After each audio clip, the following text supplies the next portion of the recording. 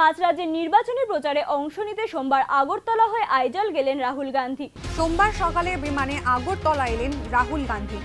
নির্বাচনী প্রচারে অংশ নিতে আগরতলা হয়ে এই দিন আইজল যান তিনি। আগরতলা বিমানবন্দর থেকে হেলিকপ্টারে আইজল যাওয়ার আগে কংগ্রেস রাজ্য নেতৃত্বদের সঙ্গে কিছু সময়ের জন্য সামান্য বৈঠক করেন। বৈঠকের বিষয় নিয়ে রাজ্য নেতৃত্বরা বিশেষ কিছু জানাননি। রাজ্য কংগ্রেসের সাংগঠনিক খোঁজ খবর নিয়েছেন রাহুল, জানালেন বিধায়ক সুদীপ রায় বর্মন। উনি প্রচারে যাচ্ছেন মিজোরাম নির্বাচনে, তো আগরতলা হয়ে আগরতলা স্পেশাল ফ্লাইটে এসেছেন। এখান থেকে হেলিকপ্টার নিয়ে উনি মিজোরামে যাবেন। কালকে আবার বিকেলবেলা ফিরে আসবেন, আগরতলা হয়ে আবার দিল্লি যাবেন। তো উনি যখন এসছেন উনি আমাদের বার্তা দিয়েছেন, জাস্ট এসো কয়েকদিনের সঙ্গে একটু কথাবার্তা বলবো। তো আমরা এসেছিলাম, কথাবার্তা সাংগঠনিক ব্যাপারে একটু কথাবার্তা হয়েছে, খুব একটা না।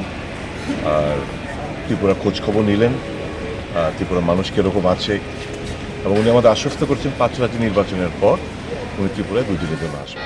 মঙ্গলবার আইজল থেকে আবার আগরতলা হয়ে দিল্লি ফিরে যাবেন রাহুল।